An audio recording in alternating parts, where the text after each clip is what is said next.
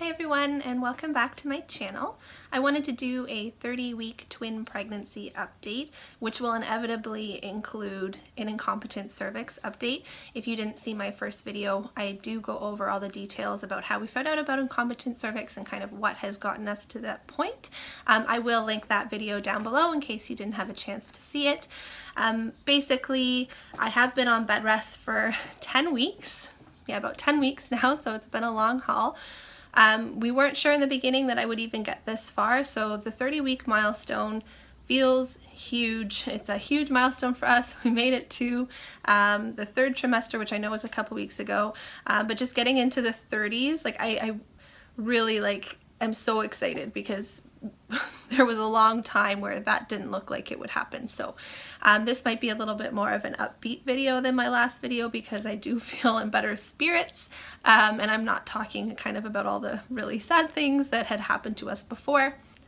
So for my 30-week update, we did have a doctor's appointment for our 30-week check a few days ago, and at that time my cervix was measuring 0.9 centimeters. So again, just to kind of repeat myself a little bit, if you've seen my first video, that is pretty much what I've been since they discovered that my cervix was shortening and since I had the emergency cerclage at 20 weeks.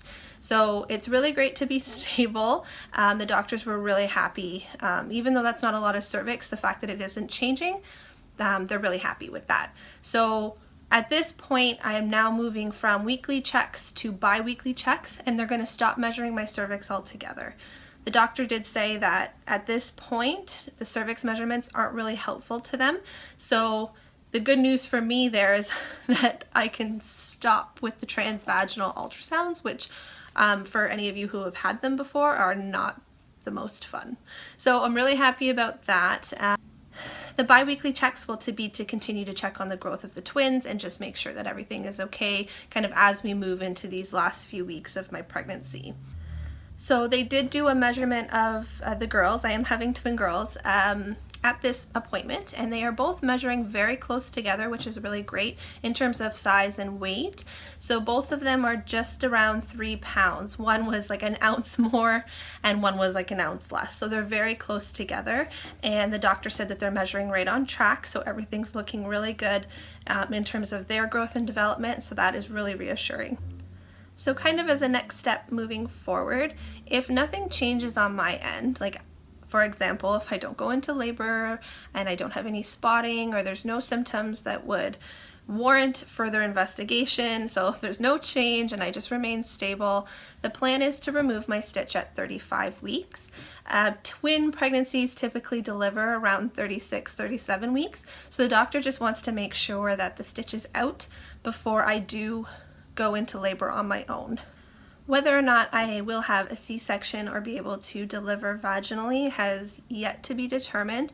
Currently, baby A, who is the important and the deciding factor on which way that delivery will go, is breech. So if she continues to stay in this position, we won't have a choice and we will have to do C-section. However, if she flips between now and the time when I inevitably have to give birth, we will hopefully be able to try for a vaginal delivery, like pending there's no other complications. My first choice was a vaginal delivery, but again, it's whatever is safest for them and safest for me. I'm just kind of, at this point, I've learned to go with the flow with this pregnancy, and whatever is the best is kind of, I trust my doctors implicitly, and I know that they'll make the right decision, so we'll just kind of have to see how it goes in these upcoming weeks, and hopefully baby A does end up flipping, because right now she's got her little foot right in my cervix, right on the stitch, and I can assure you that that is not comfortable. So because we had this good news and the doctors seem really happy and we're at 30 weeks, I am feeling a little more confident to get up and move around a little bit more. I have been on pretty strict bed rest. I haven't even left kind of like the floor that I'm on, which is the second floor in my house. I am in a semi-detached house with 3 levels. And basically, there's a lot of stairs in my house, so everything kind of got moved to this floor for me. We moved a TV into the bedroom. My husband moved a microwave into the laundry room so that I could reheat things when he wasn't around and just have lunch and stuff. So I've been pretty like confined to this floor. So I'm feeling like, you know, I go downstairs now maybe once a day, if that's like a big deal. But I do find that when I stand up that I can feel a lot of pressure on the cervix area, so I'm still being very cautious because although I feel a lot more confident at 30 weeks and the doctors feel a lot more confident, it's still early and I still would like to carry them longer. So I don't want to push myself too hard.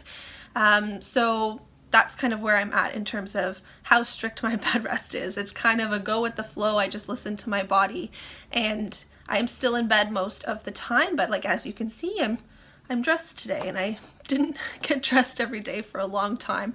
So it feels really good to kind of be at this point in my pregnancy where I feel that I can do that. So as for my symptoms, you might be able to hear I am still very short of breath.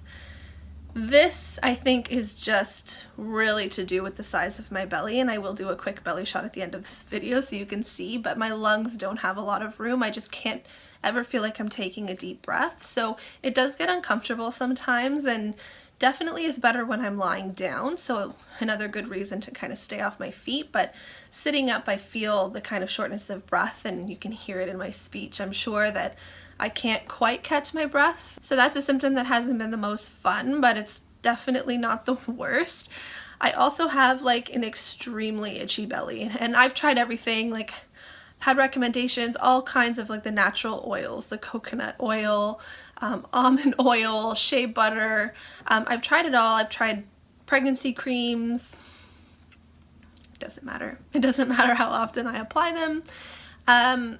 I just think that the constant stretching, the girls are growing so fast that my skin just is really taut and it gets itchy and super uncomfortable, like to the point where like I'm scratching myself like crazy at night, and I'm sure it drives my husband crazy because I'm just rolling around trying to scratch my belly, but it's never enough. I'm also having these like conflicting symptoms where during the day I'm super fatigued. Like I just want to nap all of the time, and I have to try really hard to make sure that I don't nap because I'm already having a hard time sleeping at night. So I'm super tired during the day, but yet it gets to nighttime and I can't fall asleep, like for various reasons. Sure, some of it's hormones, some of it is like the itchy belly, and a lot of it is that I'm just generally uncomfortable. Like it's very hard to move in bed and roll over. Like rolling over in a few weeks, like I can barely do it now. So it'll be very interesting to see what happens in a few weeks. I think I'll deserve an Olympic medal just from rolling from my left to my right side, to be perfectly honest. So my appetite is also coming back.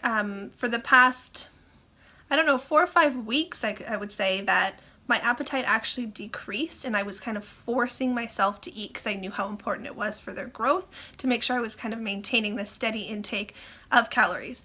But now I'm ravenous all the time, so I guess they're going through a growth spurt. I know that the 3rd trimester is mainly for them to put on weight and get bigger so that they can, you know, regulate their temperature once they're born. And definitely, I mean, I don't know what to say, like I'm super hungry all of the time, and it kind of hit all of a sudden.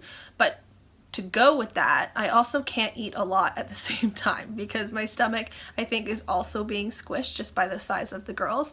So if I eat too much at once, like I'm definitely risking heartburn. I'm lucky enough that I don't get that all of the time, but I definitely am susceptible to it.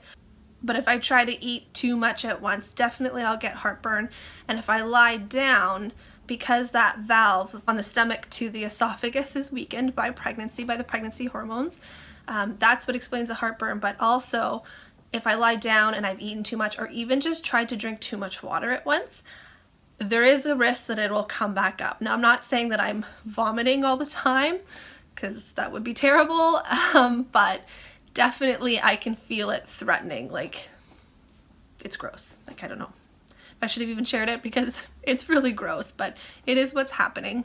So as for cravings for me, it's sweets. All the girls want is sweets all of the time, which is really funny for me because although I enjoy my sweet foods and my desserts, I wouldn't say that I crave them. Like, it's not something that I would normally be thinking of all the time, or I have to have it now sort of thing.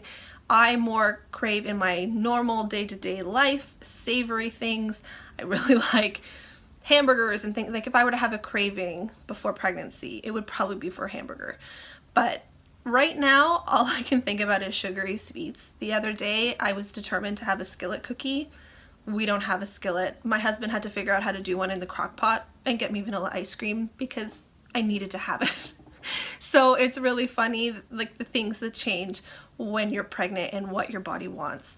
I am trying to limit how much sweets I have because I know that they're not the healthiest thing, but I'm certainly not denying myself these cravings all the time. Like I definitely got that skillet cookie. Alright guys, well that is it for my 30-week update.